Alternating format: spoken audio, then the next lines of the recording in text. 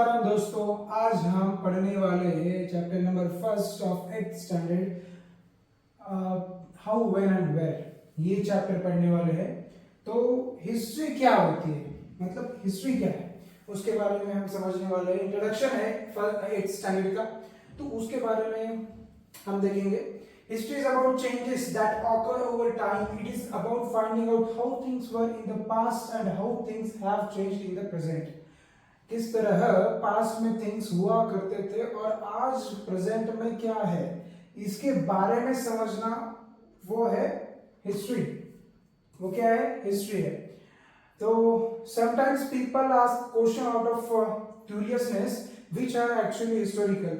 मतलब question ask करते हैं। For example, when did people begin to drink tea और कॉफी? कब शुरुआत हुई थी टी और कॉफी की? वो भी पूछते हैं लोग।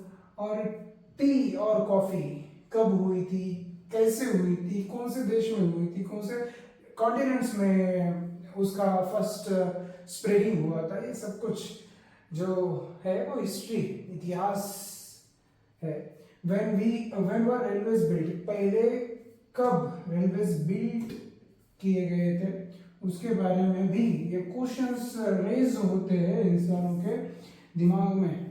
बहुत ही खुराफाती हमारा दिमाग होता है, बहुत सारे क्वेश्चंस होते हैं, झमेले होते हैं, सब कुछ होता है। उसके साथ साथ इतिहास भी होता है। इतिहास में हम क्या क्या मतलब इतिहास, हिस्ट्री क्या होता है? History is something in the past. What is it? It is something in the past and now उसको रिलेट करके, पास्ट को रिलेट करके हम प्रेजेंट का वो कंपैरिजन करके हम थोड़ा सा डेवलपमेंट करना चाहते हैं और इम्प्रूवमेंट करना चाहते हैं।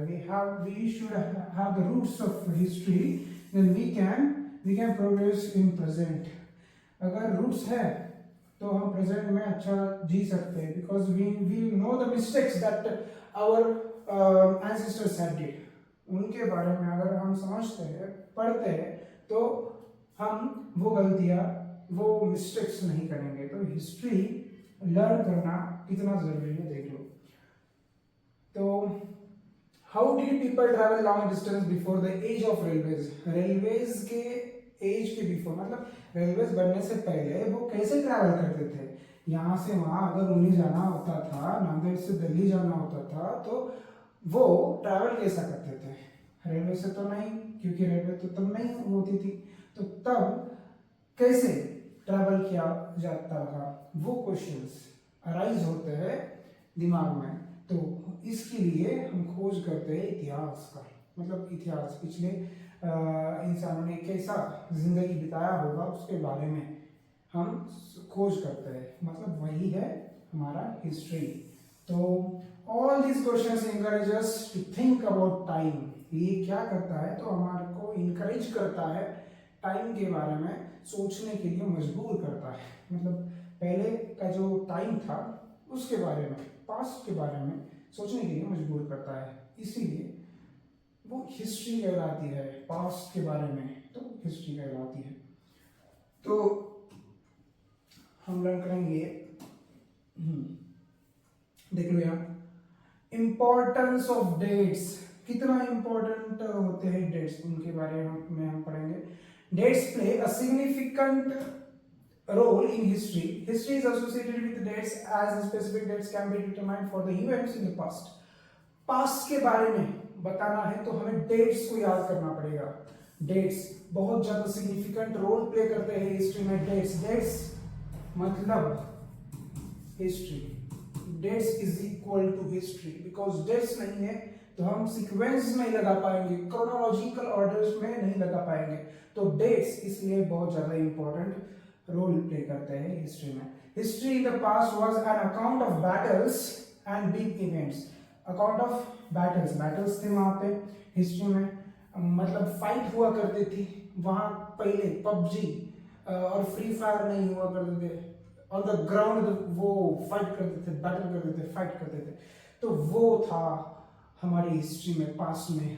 आजकल के लड़के पबजी और फ्री फायर में उलझे हुए हैं, बट वहां पर तलवारबाजी की जाती थी और भाला फेंक, सब कुछ जो बाद में टेक्नोलॉजी का यूज़ करते हुए वो अपने बैटल्स को बहुत इम्प्रूवमेंट करते हुए आप अब तो बहुत ही बढ़िया हो गया है। अभी अणुबॉम्ब हो गया है, एक अगर बटन दबाए अणुबॉम्ब फेंक दिया तो पूरा देश तबाह, आधी दुनिया तबाह हो जाएगी, इतने बड़े बड़े बम हो गए अभी। It was about the rulers and there policies, उनके रूलर्स, पहले के रूलर्स क्या थे, कौन से थे, और उनके पॉलिसीज कौन से होते थे, मतलब उनके ट्रीटीज वगैरह, वो भी हिस्ट्री में आता है। मतलब ट्रीटीज वगैरह साइन करना या पॉलिसीज उन्होंने कौन सा बनाया था रूलर्स में। छत्रपति शिवाजी महाराज ने जब रूल करते टाइम उन्होंने कौन से पॉलिसीज गवर्न करने के लिए लगाए थे, वो भी हिस्ट्री में आता है। तो सब कुछ जो बैटल्स है, रूलर्स के पॉलिसीज है, तो वो अकाउंट करते हैं हिस्ट्री में। There can be specific dates for events such as when a king was crowned, कब crowned हुआ था उसका date, specific date, particular events, particular war, and when the next ruler succeeded,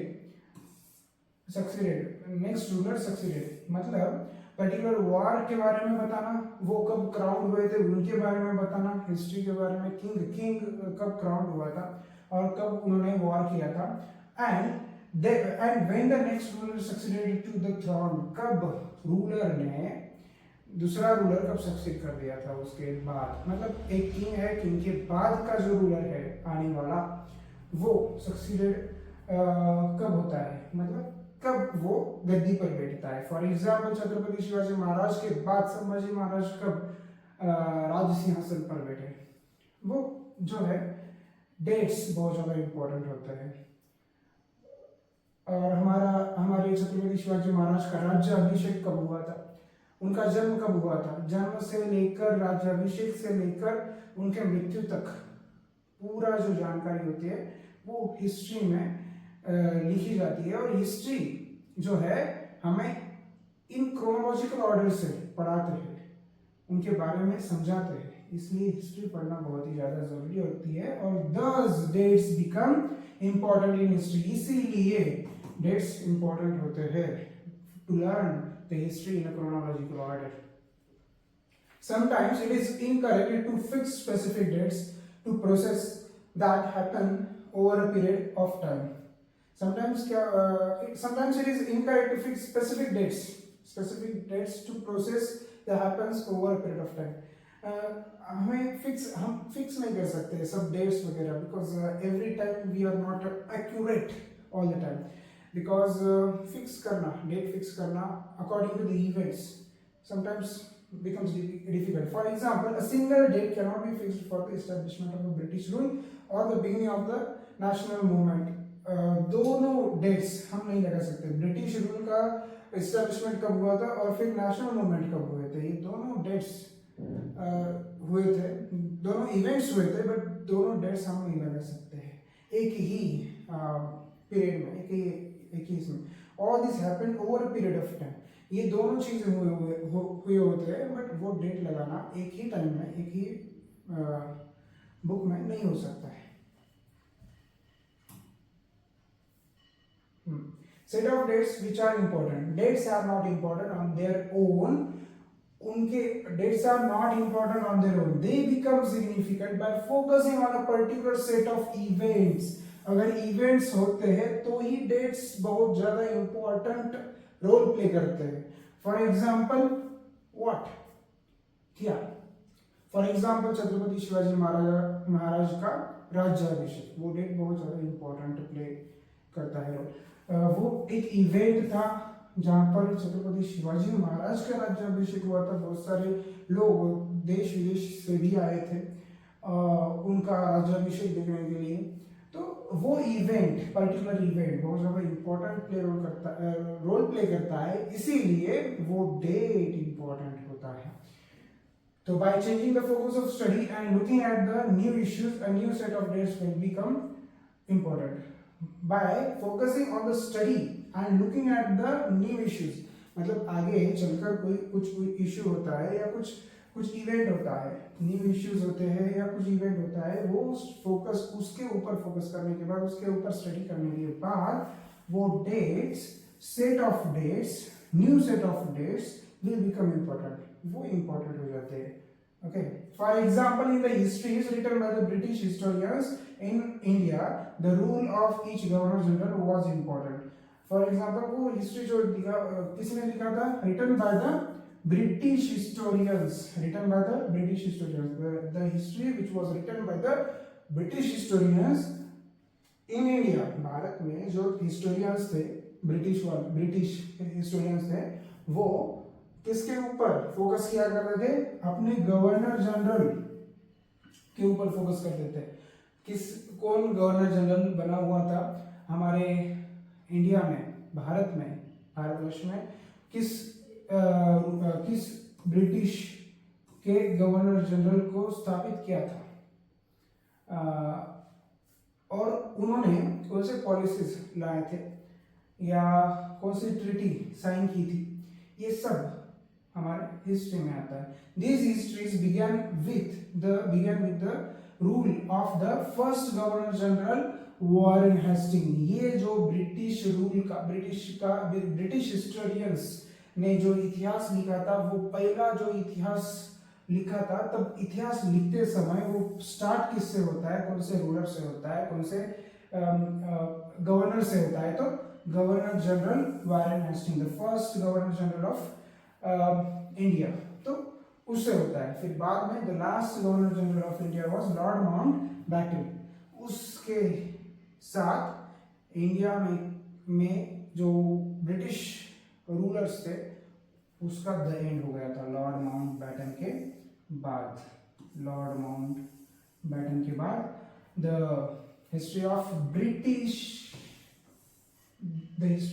was ended. तो general Warren Hastings से शुरू हुआ और खत्म लॉर्ड माउंटबेटन तक. पीरियडाइजेशन ऑफ हिस्ट्री क्या हुआ था, पीरियडाइजेशन कैसे हुआ था, उसके बारे में देखेंगे अभी हम. Periodization of history means to divide history into different periods.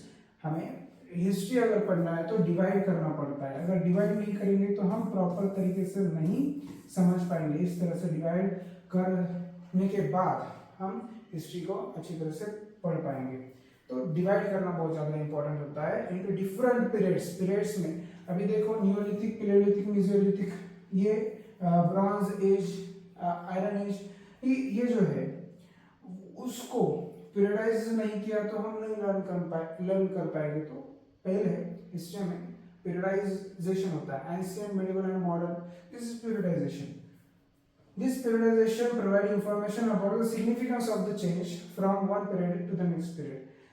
Significance change मतलब वहाँ पे चेंज क्यों हुआ था, मिडिवल में क्या हुआ था, मॉडर्न में क्या हुआ था, एंड एंशिएंट में क्या हुआ था, मिडिवल में क्या हुआ था, मॉडर्न में क्या हुआ था, वो डिफरेंशिएट करने के बाद, मतलब वहाँ पे उसमें डिफरेंशिएट करने के बाद क्या होता है, हमें चेंजेस क्या हुई थी, क्या हुआ था, उसके बारे में समझ में आता है. फिर मिडिवल में क्या हुआ था तो मॉडर्न में क्या हुआ था, और आज अभी के डेट में क्या हो रहा है, इसके बारे में हम रिलेट कर पाएंगे अगर हम पीरियडाइजेशन करते हैं तो.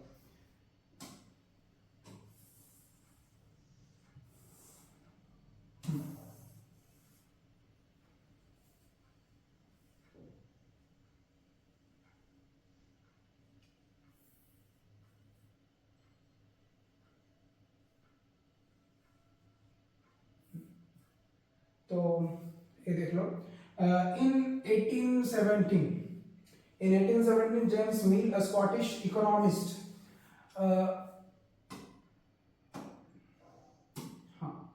ये जेम्स मिल था जो स्कॉटिश इकोनॉमिस्ट था एंड पॉलिटिकल फिलोसोफर भी था, publish a work history of British India in 3 volumes. उसने हिस्ट्री ऑफ ब्रिटिश इंडिया लिखा था जेम्स मिल ने. ये जो राइटर था उसने क्या लिखा था, a history of British India in 3 volumes. 3 volumes में उसने एक किताब लिखी थी 1817 में.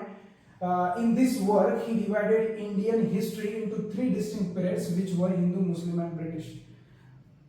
उसने जो लिखा था हिंदू, मुस्लिम और ब्रिटिश के बारे में, वो 3 डिफरेंट पार्ट्स उसने किया था. कौन से हिंदू, एक पार्ट हिंदू का किया था, फिर मुस्लिम का किया था और ब्रिटिश का किया था. ये 3 पार्ट किए थे किसने किए थे? जेम्स मिल ने किया था. Periodization became widely accepted. This periodization by James Mill in 1817 was accepted widely. और वो जो 3 वैल्यूज थे वो कौन से थे? Hindu, Muslim and British. Mill believed that all Asian societies were at a lower level of civilization than Europe. वो क्या सोचता था? वो मुझे तो लगता है वो ब्रॉड माइंडेड नहीं था, बहुत ही नैरो माइंडेड था. उसके पास अगर हम समझे तो उसका नजरिया था वो छोटा सा था नजरिया. बिकॉज देखने का जो नजरिया था उसका छोटा था, बिकॉज वो सोचता था कि यूरोपियन सोसाइटीज जो थे वो बहुत ही ज्यादा हायर लेवल वाले थे और हमारा जो एशिया था वो एक छोटे तबके का था. मतलब लोअर लेवल था हमारा, ऐसा वो सोचता था. एशियन सोसाइटीज लोअर लेवल के और यूरोप जो था वो हायर लेवल का.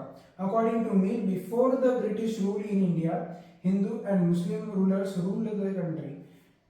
पहले ब्रिटिश रूल के पहले इंडिया में हिंदू एंड मुस्लिम जो थे वो रूल करते थे, ऐसा बोलता है वो.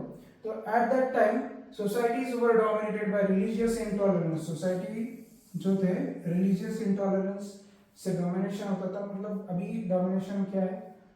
सबसे ज्यादा पैसों का है, विथ प्रॉपर्टी का है डोमिनेशन अब के चलते हुए. बट पहले क्या था? डोमिनेशन रिलीजियस इंटॉलरेंस का था.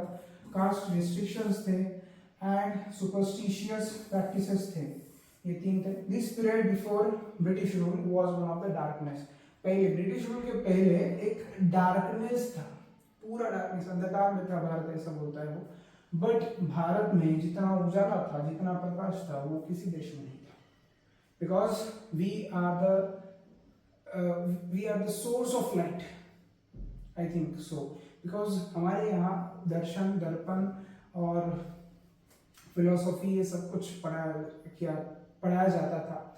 सुश्रुता जो था medicine, father of medicine, surgery, वो एक पहले कहाँ पर भी वो सर्जरी के बारे में पता नहीं था, वो हमारे देश में पता था. और जीरो का जो फाउंडर आर्यभट्टा, वो बहुत सारे अभी विमान का जो था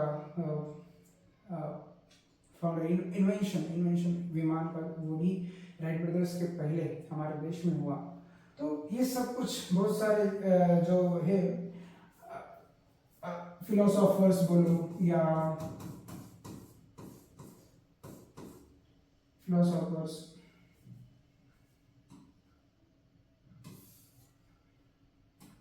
I think you are not having the visibility of this, so I'm going to write this philosopher. Philosophers थे और बहुत सारे थिंकर्स थे हमारे यहाँ, जो पूरा उजाला किया था पूरे देश में, दुनिया में उन्होंने उजाला दिया था. मतलब they were seen as a light, इतना इल्यूमिनेट करते थे वो पूरे देश को. और वो कहता है कि पूरा अंधकार था हमारे देश में ब्रिटिश से पहले. तो according to me, only the British rule could civilise India as it represented all the means of progress and civilisation. उसके हिसाब से सिर्फ ब्रिटिश ही थे वो सिविलाइज कर सकते थे भारत को. तो ऐसी सोच रखने वाला इंसान था जेम्स मिल. 1817 में उसने हिस्ट्री ऑफ ब्रिटिश इंडिया की किताब लिखी थी 3 वॉल्यूम्स में, हिंदू, मुस्लिम और ब्रिटिश. तो he believed that it was necessary to introduce European manners, arts, institutions and laws in India. वो सोचता था कि यूरोपियन के मैनर्स जो है, आर्ट्स जो है, इंस्टीट्यूशंस एंड लॉज इंडिया में आने चाहिए.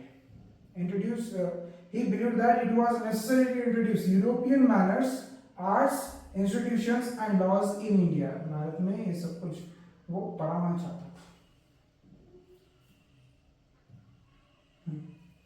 So, according to Mill, only the British rule could civilize India as it represented all the means of progress and civilization. He believed that it was necessary to introduce European manners, arts, institutions, and laws in India. Apart from Millie's classification, historians generally divided in Indian history into ancient, medieval, and modern period. According to अभी देखो, apart from Millie's classification, historians generally divided Indian history.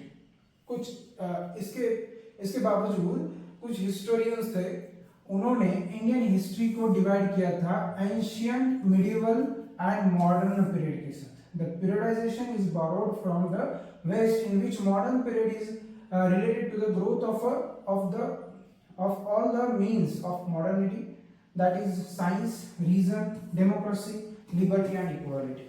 तो ancient, medieval and modern में वो divide किया गया था apart from the Millie's classification.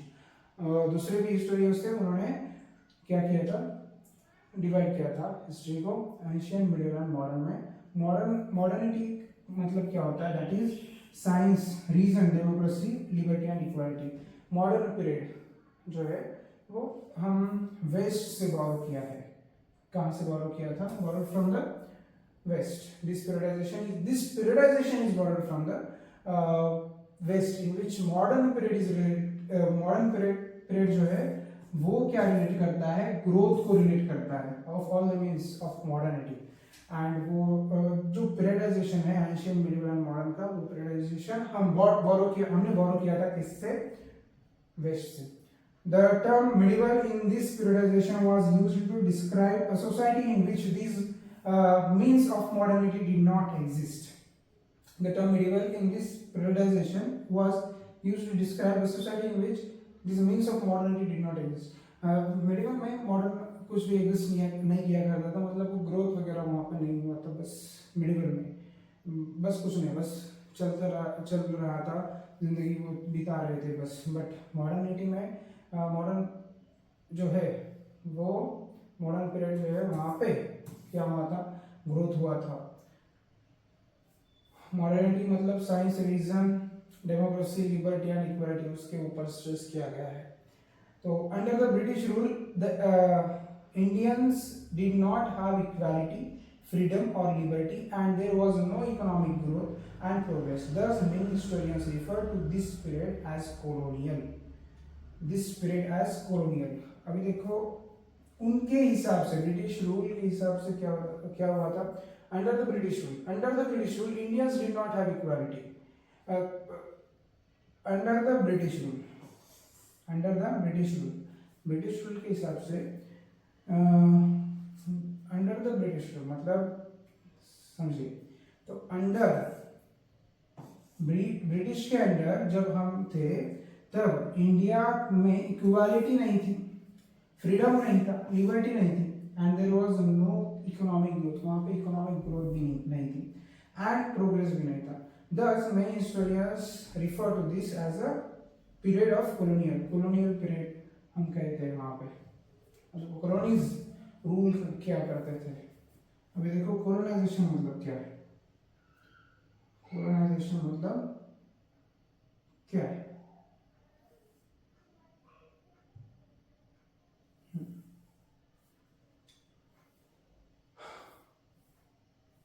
A process in which one country conquers another and bring changes in its political, economic, social and cultural fields is known as colonization.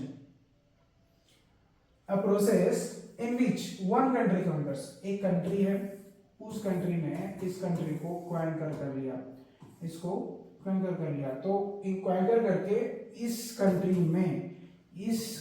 ने क्या किया, changes लाए. कौन से, पॉलिटिकल चेंजेस लाए,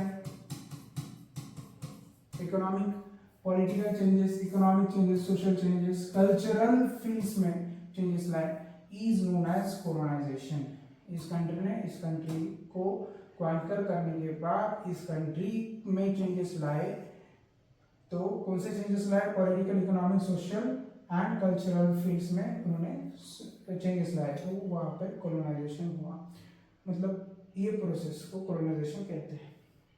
for example the British came to conquer India and established their rule by defeating local nawabs and rajas. वो क्या कहते, फॉर एग्जाम्पल, एग्जाम्पल क्या है, ब्रिटिश यहाँ पे आए, आने के बाद नवाब्स और राजास को कंकर कर दिया, और कंकर करने के बाद उन्होंने पूरा कंट्रोल ले लिया, और कंट्रोल लेने के बाद वो चेंजेस लाए, political, economic, social and cultural changes in India. तो they established their control over the economy and society of the country. They also brought changes in values and tastes as well as customs and practices. उन्होंने change लाया था हमारे देश में, किसके, values में, values, पूरा वैल्यूज को घटा दिया उन्होंने।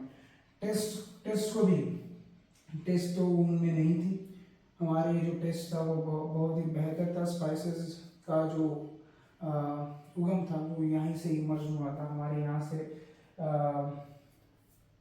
लेके जाते हैं, एक्सपोर्ट इंपोर्ट होता है, एक्सपोर्ट होता है स्पाइसेस का। तो obviously we were the boss of all the taste and all values. तो दुनिया में सबसे बड़े वैल्यूज तो हमारे ही है, वैल्यूज टेस्ट में हम ही थे अच्छे। फिर भी उन्होंने हमारे यहाँ चेंजेस लाए थे, बर्बादी के changes, as well as customs and practices, customs and practices में भी उन्होंने चेंज लाया था।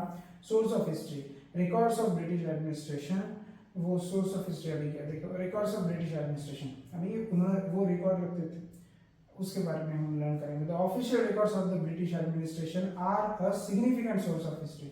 ऑफिशियल रिकॉर्ड्स हुआ करते थे ब्रिटिश एडमिनिस्ट्रेशन में, और वो जो थे वो सिग्निफिकेंट सोर्स ऑफ हिस्ट्री थे, significant source of history. What was that? Official records.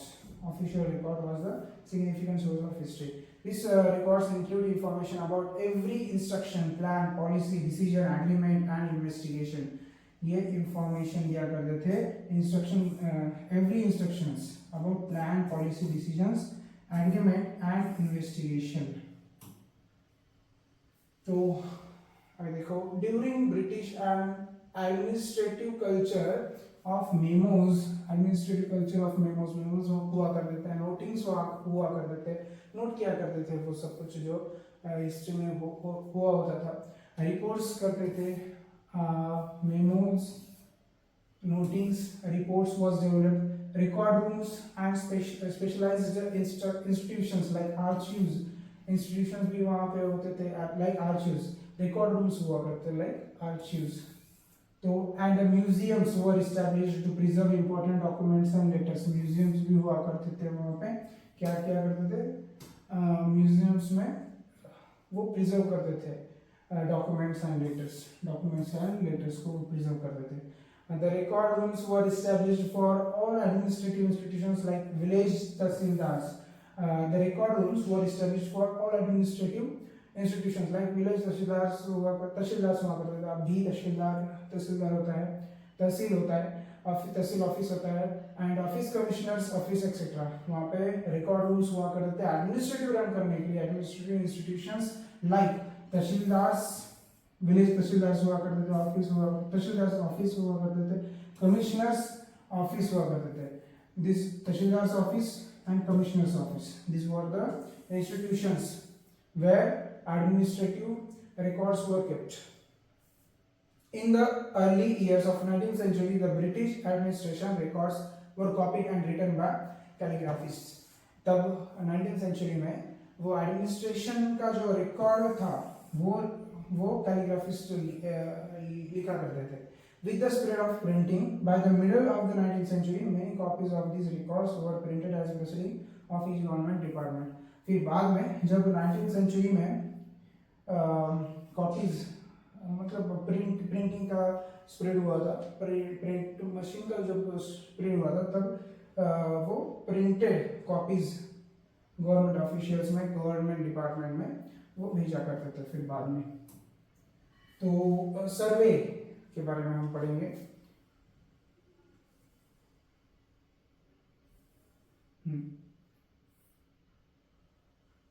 The practice of surveying became common under colonial or British administration by the early 19th century. Detailed surveys were carried out to know about the entire country. फिर बाद में 19th century में सर्वेस के बारे में पढ़ना, सर्वेस के बारे में सतर्कता आ गई थी ब्रिटिश को। Practice of surveying, sorry, practice of surveying became common under colonial of British administration by the 19th century. 19th century में प्रिंटिंग का भी हुआ था, फिर प्रिंट से वो डॉक्यूमेंट एडमिनिस्ट्रेशन में रखते थे, वो प्रिंट करके हर एडमिनिस्ट्रेशन में अपना जो रिकॉर्ड्स है वो रखते थे वहाँ पे। फिर बाद में 19th सेंचुरी में वहीं प्रैक्टिस ऑफ सर्वेइंग का शुरू कर दिया उन्होंने, वो डिटेल्ड सर्वे रखना शुरू कर दिया और were carried out to know about the entire country, Bharat के पूरे इलाके में क्या क्या हो रहा है, मतलब उसका रिकॉर्ड होना, जेल में कौन से कैदी है उसके बारे में रिकॉर्ड होना, या कौन से फ्रीडम फाइटर्स है, वो सब कुछ वो रिकॉर्ड रखते थे।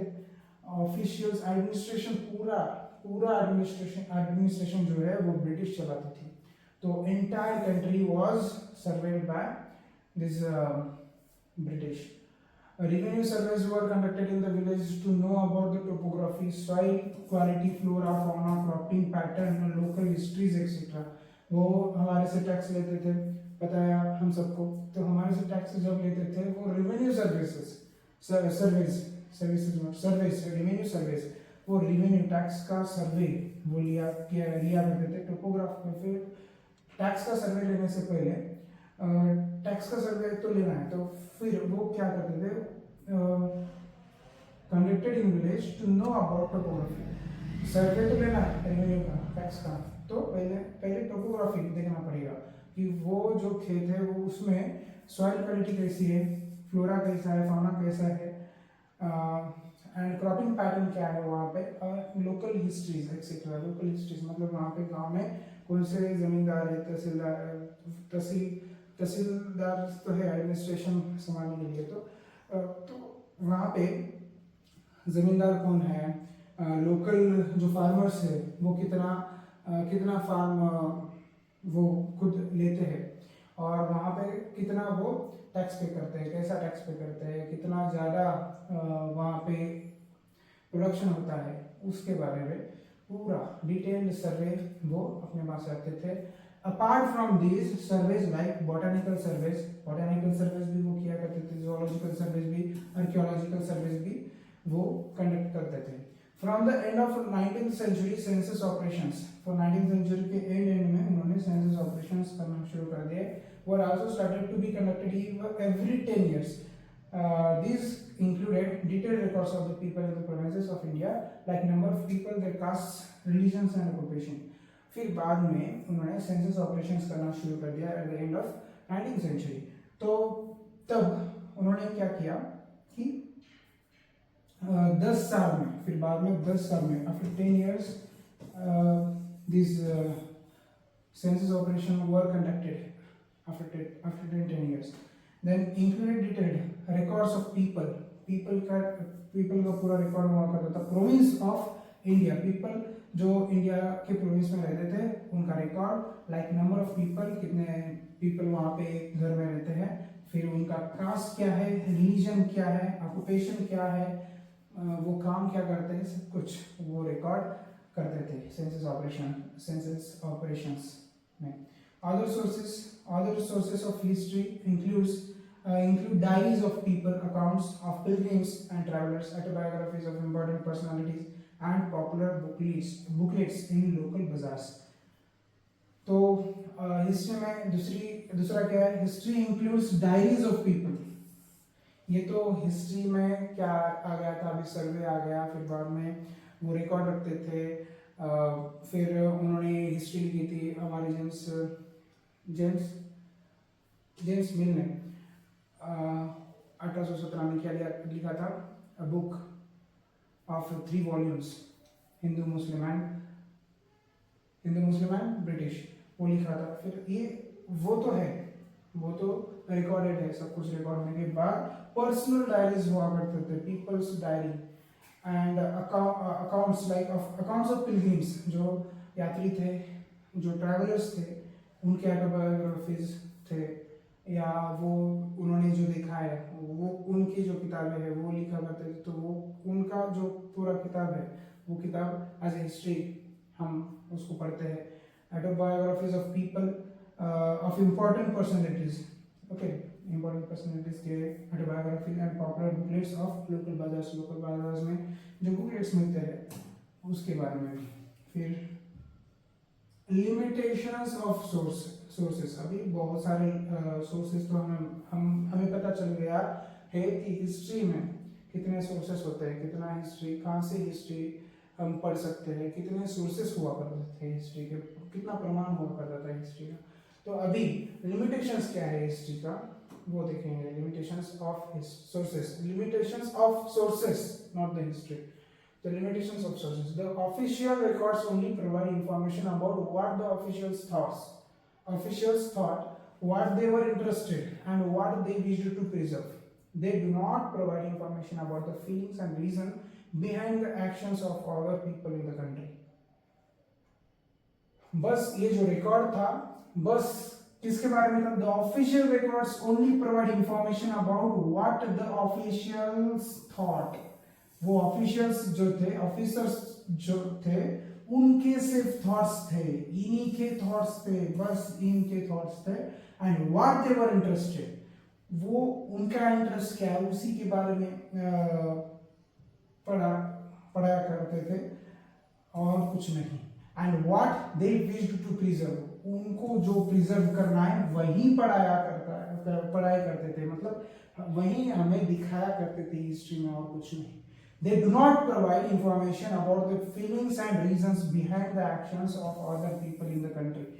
मतलब भगत सिंह ने जो लड़ा था उनके फीलिंग्स के बारे में, चंद्रशेखर आजाद के फीलिंग्स के बारे में, पैट्रियटिज्म के बारे में वो हिस्ट्री जो है वो छिपाई गई थी। ब्रिटिशर्स के डॉक्यूमेंट्स से वो छिपाया गया था। उनके जो फीलिंग्स थे भगत सिंह के, राजगुरु के, सुखदेव के, चंद्रशेखर आजाद के, ये जो क्रांतिकारी थे, अशफाकुल्लाह खान, ये सब जो थे क्रांतिकारी, उनके जो फीलिंग्स, इमोशंस जो थे उनको दबाया गया और हमें प्रॉपर हिस्ट्री से दूर किया गया। तो ये है हिस्ट्री हमसे पूरा छिपाया गया है, because we were not writing, we haven't wrote any kind of a history. Sometimes कभी कोई जो है वो लिखते हैं, बट उनका जो यूरोपियन हिस्ट्री था, उनके रिकॉर्ड्स, डॉक्यूमेंट्स, ये सब कुछ है। इसलिए और बहुत बड़े बड़े वो इतिहासकारक जो है वो उन्होंने उनके हिस्ट्री को प्रमाण करके ऐसा दिखाया है बस, बट हमारी जो हिस्ट्री है उसको दबाया गया है। बस हमारा जो आवाज है वो दबाया गया था। But now we are not slaves, we are the warriors and we know what to do and what not to. तो हमारे इतिहास को हम पुनर्जीवित करेंगे, हमारे जो फ्रीडम फाइटर्स हैं उनको फिर से जिंदा करेंगे हमारे दिल में। ओके, तो all the sources were produced by literates, all the sources were produced by literates। जो literates थे, जो पढ़ा करते थे, thus वही sources से वो वही क्या करते थे, इतिहास लिखते थे। Thus it is difficult to know about the lives of tribals। इसीलिए अभी बताया था मैंने कि हमारे देश में उतना ज़्यादा लिखा करते थे, बट वो ट्राइबल्स का जो लैंग्वेज था, हमारे देश में बहुत सारे लैंग्वेजेस है एंड स्पेसिफिक लैंग्वेज है, स्पेसिफिक एरिया का स्पेसिफिक लैंग्वेज है, वो लिखा करते थे। फिर वो इतना अच्छा लिखते थे कि पूरे देश में अगर वो वहीं प्रचार प्रसार किया तो उन्हें लिटरेचर में नोबेल प्राइज मिल जाएगा, इतना बढ़िया लिखते थे। तो वो जो लैंग्वेज था, वो लैंग्वेज बैरियर होने की वजह से ट्राइबल पीपल का जो के बारे में, ट्राइबल पीपल के बारे में या ट्राइबल पीपल की व्यथा, उनका संघर्ष हमसे छिपाया गया। बस किसके बारे में? History from the British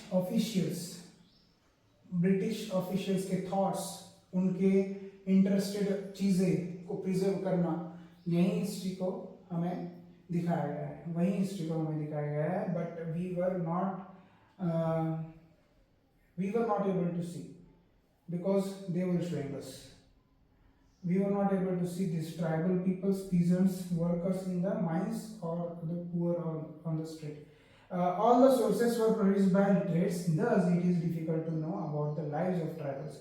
Tribals के बारे में पढ़ना, peasants के बारे में पढ़ना, workers and mines, और the poor people street में जो रहते थे उन poor people के बारे में पढ़ना difficult था, because they were just stressing on the British officials, not any other people who were living in the country. So this is the lesson we have covered. और इसी तरह हमारा जो हिस्ट्री का जो फर्स्ट चैप्टर है how when and where, this we have ended here. और पूरा जो लेसन है वो हमने कंप्लीट किया है. उसके क्वेश्चन आंसर्स आप लिखिए, एंड इसी तरह के वीडियोस देखने के लिए एकेडमिक एक्सप्लोरर को फॉलो कीजिए. इंस्टा पर हमारे यूट्यूब चैनल भी है, यूट्यूब चैनल को सब्सक्राइब कीजिए, एंड एप्लीकेशन को डाउनलोड करना मत भूलिएगा. शुक्रिया. Thank you very much.